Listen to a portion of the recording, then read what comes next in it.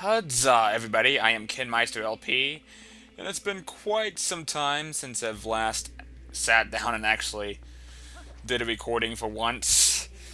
I just got my classes for the spring semester done of 2015, and yeah, it's been a while.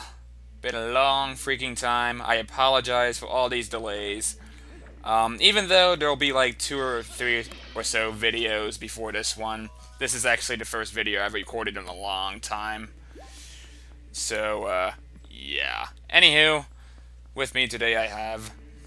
Hey guys, I'm MasterLinit. Nice to meet you.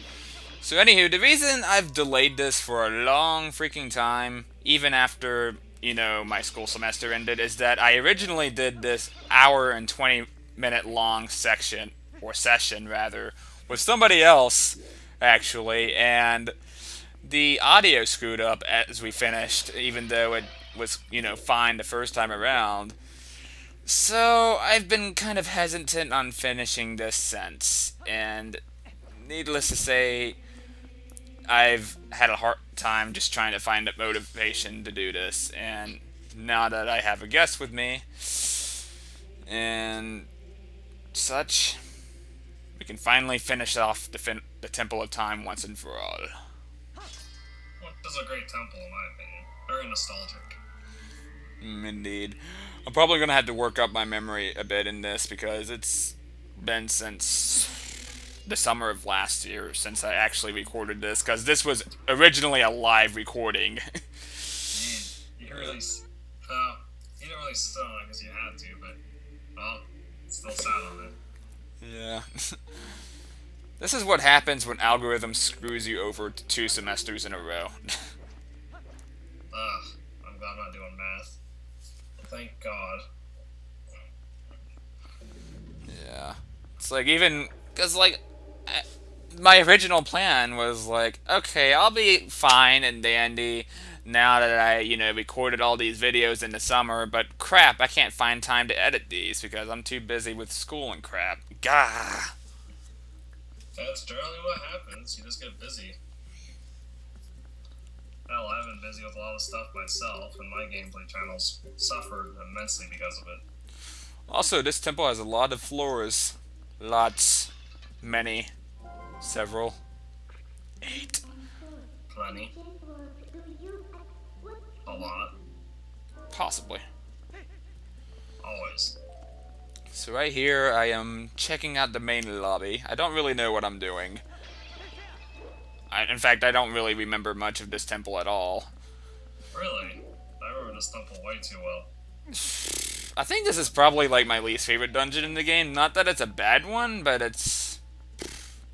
I don't know. I guess in comparison to the later dungeons and even the dungeons before it, I find it like the puzzles to be a little too straightforward and simple. And it's very linear too when you think about it. It's kind of like get from point A to point B. Type of thing. Yeah. I mean, the way that the temple works is literally you go from the top and then you go all the way down to the bottom. True. I found it to be pretty interesting. I say I enjoyed it more the first time than the following times, but I still get a good amount of enjoyment every time I do play it. Mainly because I really like the mini boss. And even though the actual boss of the dungeon's real easy, I still enjoy fighting it regardless. Kind of like fighting Yoma in Ocarina of Time. Very easy boss, but very enjoyable.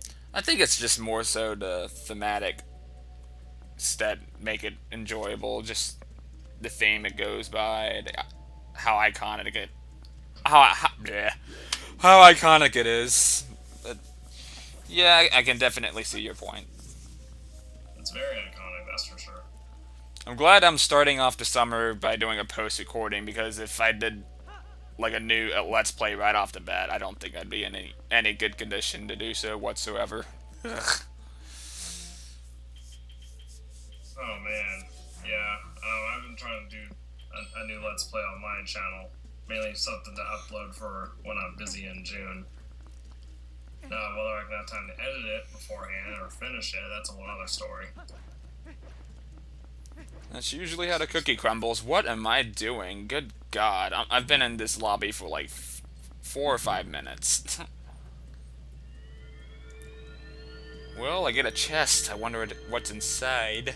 Probably a Keegan. This is a small chest. Oh, really? Yeah, that was pretty simple and straightforward.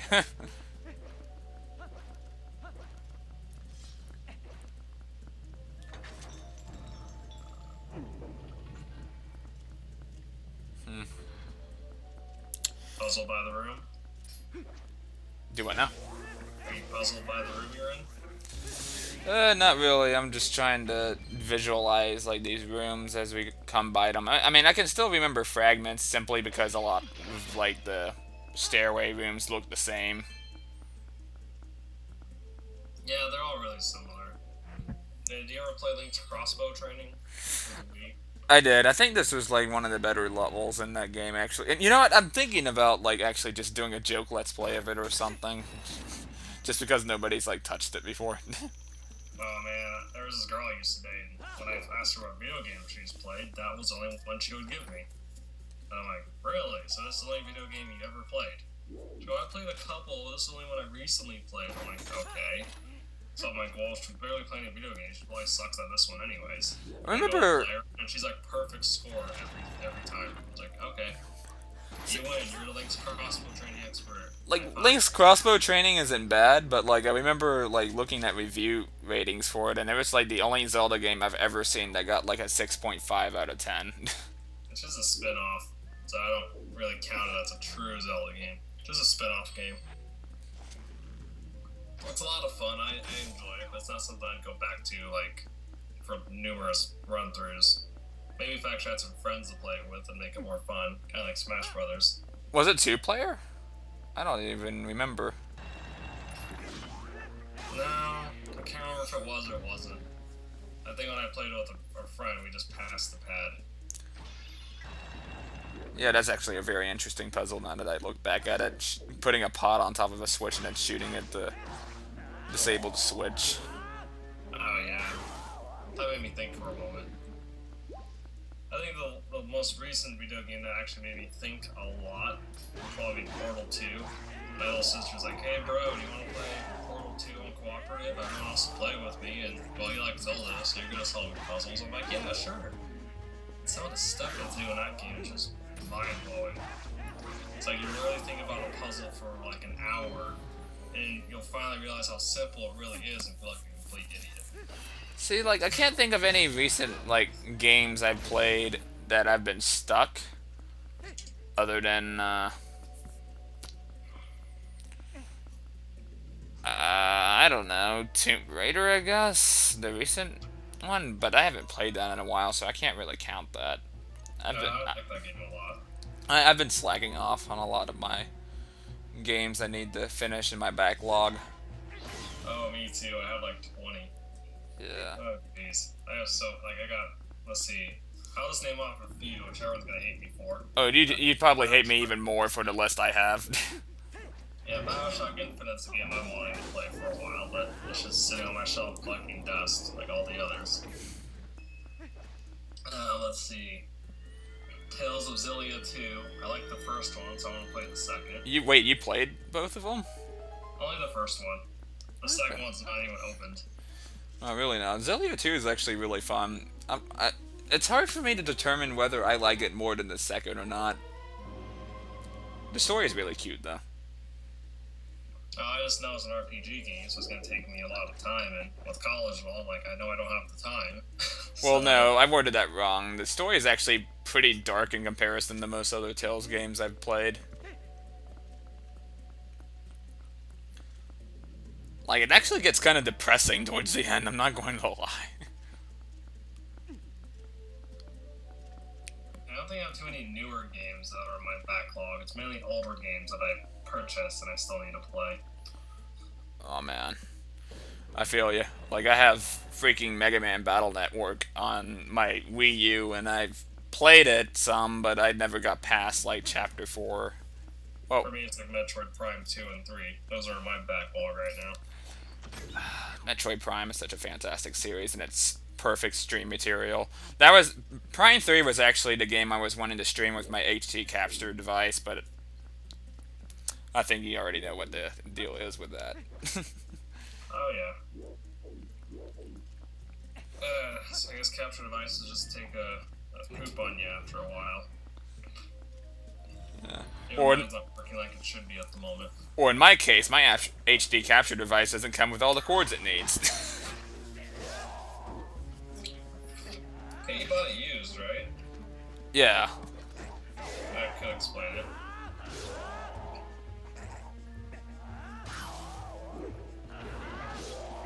But thankfully, I just bought what I hope is the last cord I need off of Amazon today, so let us hope it works. One day shipping. I'm kidding. One day shipping is expensive. Nah, I can wait 7 days. I know, right? I'm in no rush. What in the world? He was like stuck up against the freaking wall when I stabbed him. Oh my lord. I don't think I ever recall actually running into a moment like that before. Yeah, sometimes you just encounter weird things when you play video games. Stuff that's not supposed to happen, but it does anyways. Well, like, let's be real here. Twilight Princess, at least from what I've gathered from a friend and just watching Lich videos and speedruns, Twilight Princess is a very broken game. If not more so than Ocarina of Time in some cases.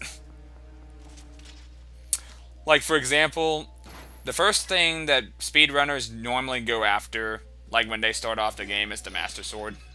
Like, right as soon as they get the Gale Boomerang, because they can perform, like, ridiculous Gale jumps with it, which lets them skip through the majority of the game. They go right for the Master Sword first. I never played the game like that. Neither have I, and I don't think I ever will. The only like sequence break I ever performed in this game was something I did earlier in the Let's Play, and that was something I had to do in order to make this challenge run harder. I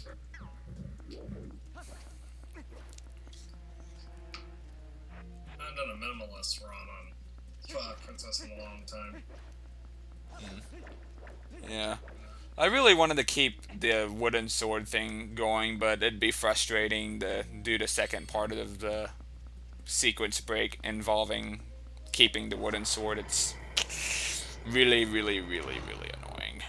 I remember doing it for like 2 hours straight, and I just gave up. Yeah, I never bothered keeping the wooden sword. Because I was a kid, I don't know anything about sequence breaking.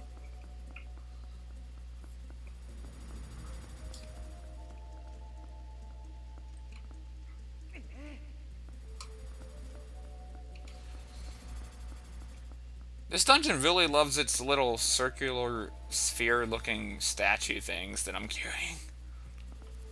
Like the BMO statues, or like the small ones with the holes in it? Yeah, the one I'm carrying right now. Okay. Yeah, those are used for something important later. Cough, cough, not really. Cough, cough, kind of. Cough, cough. Yeah, the dungeon item in this one in particular is really freaking cool, but like my complaint with, the rest of the dungeons in the second half of the game, the item itself doesn't really see much use outside of this one. It sees much better use in the spinner, though, I'll give it that. At least this dungeon definitely makes good use of the item we get later, but what? But you can get like 2 heart pieces with the spinner. That's like really useful. Oh man. You can hit right into enemies just for the fun of it. 2 heart pieces that I will never collect in this playthrough. Wait, really? That's all it's wait, is that actually all it's for? Afterwards, besides getting the final boss, I believe so. Good lord. I don't think there's anything much use to it, because there's like 2 walls in Hyrule Field that you use the spinner on, and then there's like the final dungeon that you need the spinner in order to get past the hallway. But God, the spinner had so much missed potential. No wonder they brought it back in Hyrule Warriors. They were like, we're sorry We're sorry for not using this at all in Twilight Princess. Here, let's give this item a second chance. God, you and I haven't played that much of Hyrule Warriors. Like, I beat the game, and I was working on leveling up everybody. Neither have I. I've Oh, it's like, what? You want to play video games? Nah, bro. You want to study for this, this, and this, and do this, this, and this. Like, yeah, I think it's college. That's exactly what I want to do. See, like, I've owned the game since it first came out, which was back in September, and I still haven't beaten it because hack and slash isn't like my main thing, really. It's not my main thing either, but I can get addicted to those kind of games real easily. Like, I love Sengoku Basara. Like, I have the Japanese only release of Sengoku Basara 3 Utage, and I haven't got around to beating that game yet. It's another game on my backlog.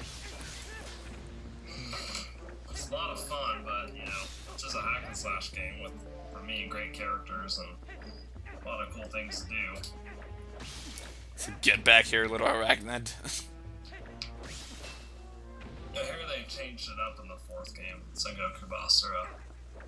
Like the cannon fodder enemies are no longer cannon fodder. They're actually more useful in a way, or they've changed something about it, but again, I haven't bought the game yet or played it to make that observation. So that's why I went and killed all the spiders. Yeah, but you get a key or a compass for it. I think it's the room you're in. No, you just create a shortcut. Oh, okay. Which I probably need to do anyway when I'm bringing back a plot MacGuffin. Yeah, sorry viewers, I can't see the screen, so I'm going off what he sees and what I hear. Wait, you don't see it? No. Do you need me to turn on... I thought I turned on screen share. What the flid? No, you forgot. But from what you're describing, I can kind of get an idea what room you're in. I've played through Twilight Princess way too many times. It's one of those games where, like, when I was a kid, I barely had any video games at all. That was the one I kept going back and playing. Beating it like 10, 13 times. And I did like another 3 times just for video game walkthroughs and Let's Plays. Yeah, it's one of those games I played way too many times, like Resident Evil 4. Alright, can you see it now? That's loading. I could have sworn I thought I turned it on. Yeah, now I can see it. You're fighting a statue. Oh, these statues are so easy to beat. Yeah, they're almost exactly like the ones in Wind Waker, I think. They almost are. Backslice is from Wind Waker, so you don't have to perform a parry to do it. Which is what I liked about this game a lot. See, like, this dungeon was the reason I thought you needed, you know, all the sword skill. Well, at least the first 4 skill. The first 4 sword skills in order to beat the game. But then I realized you can completely cheese, like, the mid-boss's AI, and you don't even need it. So I apologize, viewers, if you wanted a true minimalist run, but alas, blame my ignorance. I didn't actually figure that out until I had my previous guest commentator for this before, when we did the original live version of this recording. So yeah, that was... Oh, you're perfectly fine. Back to the main lobby.